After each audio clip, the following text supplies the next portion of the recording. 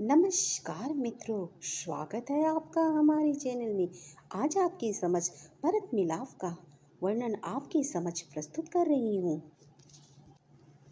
वाल्मीकि रामायण के उत्तर कांड के अनुसार आज भरत मिलाप पर्व है।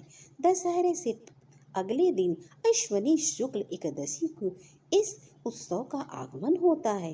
इस त्योहार को भरत मिलाप इसलिए कहा जाता है क्योंकि भगवान श्री राम 14 वर्ष वनवास के उपरांत अयोध्या लौटे थे और अपने भाई भरत से गले मिले थे। भगवान विष्णु के अवतार श्री राम ने राक्षसों का संहार करने के लिए धरती पर अवतार धारण किया। यदि वो अयोध्या के राजा बन जाते तो धरती पर दैत्य साम्राज्य का अंत कैसे होता। इसलिए कैकेयी जी का प्रेम धन्य है।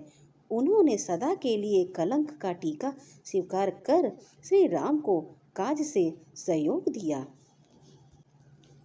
शास्त्रों के अनुसार महाराजा दशरथ ने कैकेयी नरेश की राजकुमारी कैकेयी से विवाह किया था। यह महाराज का अंतिम विवाह था। इससे पूर्व उनके 2 विवाह हो चुके थे। महारानी कैकेयी अत्यंत पतिपरायणा थी। महाराज उनसे सर्वाधिक प्रेम करते थे। एक समय देवताओं और असुरों में संग्राम होने लगा। महाराजा दशरथ को देवराज इंद्र ने अपनी सहायता के लिए आमंत्रित किया। महारानी कैकेयी भी युद्ध में उनके साथ गई। घोर युद्ध करते हुए महाराजा दशरथ थक गए तथा अवसर पाकर असुरों ने उनके सारथी को मार डाला। कैकेयी माता ने आगे बढ़कर रथ की लगाम को अपने मुख में ले लिया और वह धनुष चढ़कर बाणों की वर्षा करते हुए अपने पति की रक्षा करने लगी। महाराजा सावधान हुए और दूसरा सारथी आया। तब महारानी अपने स्थान से हटी। साहस कैकेयी जी ने देखा कि शत्रु के बाण से रथ का धुरा कट गया। वह रथ से कूद पड़ी और धुरे के स्थान पर अपनी पूरी भुजा लगा दी। दैत्य पराजित होकर भाग गए। तब महाराजा को उनके अद्भुत धैर्य और साहस का पता लगा। देववैद्यों ने महारानी की घायल भुजा को शीघ्र ही ठीक कर दिया। महाराज दशरथ ने प्रसन्न होकर 2 बार अपनी प्राण रक्षा करने के लिए महारानी को 2 वर देने का वचन दिया। महाराज के आग्रह करने पर मुझे जब आवश्यकता होगी तब मैं आपसे मांग लूंगी। यह कहकर उन्होंने बात को टाल दी। एक दिन महारानी कैकेयी की दासी मंथरा दौड़ी दौड़ी आई। उसने महारानी से कहा, रानी, कल प्रातः काल महाराज ने श्री राम को युवराज बनाने की घोषणा की है। आप बड़ी भोली हैं। आप समझती हैं कि आपको महाराज सबसे अधिक चाहते हैं। यह सब चुपचाप हो गया है और आपको पता ही नहीं। तेरे मुख में घी शक्कर। हाँ, मेरा राम कल युवराज होगा।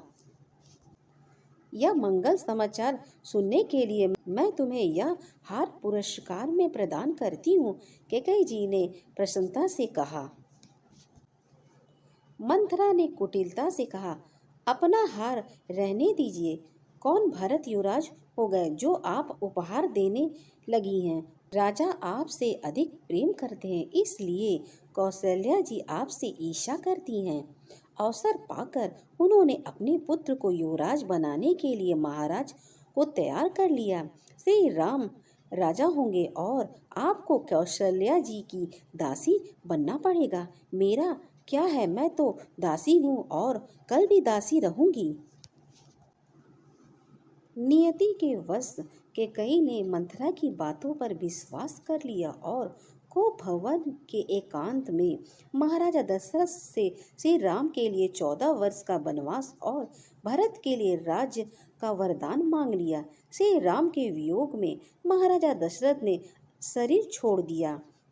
कैकेयी जी के बड़े ही उत्साह से भारत के आगमन की प्रतीक्षा कर रही थी। भरत को आया जानकर वह बड़े ही उत्साह से आरती सजाकर उनके स्वागत के लिए आगे बढ़ी, किंतु जिस भरत पर उनकी संपूर्ण आशाएं केंद्रित थी। उन्हीं ने उनको दूध की मक्खी की तरह निकाल कर फेंक दिया। भरत ने उन्हें माँ कहना भी छोड़ दिया। जिन कौशल्या से वे प्रतिशोध लेना चाहती थी, भरत की दृष्टि में उन्हीं कौशल्या का स्थान माँ से भी ऊंचा हो गया। जब भरत श्री राम की चरण पादुका लेकर अयोध्या के लिए विदा होने लगे तो एकांत में कैकेयी ने श्री राम से कहा, आप क्षमाशील हैं, करुणा के सागर हैं, मेरे अपराधों को क्षमा कर दे। मेरा हृदय अपने पाप से दग्ध हो गया है। मैंने कोई अपराध नहीं किया है। संपूर्ण संसार की निंदा और अपयश लेकर भी आपने मेरे और देवताओं के कार्य को पूर्ण किया है। मैं आपसे अत्यंत प्रसन्न हूँ। श्री राम ने कैकेयी को समझाया। वनवास से लौटने पर श्री राम सबसे पहले कैकेयी भवन में ही गए और पहले उन्हीं का आदर किया।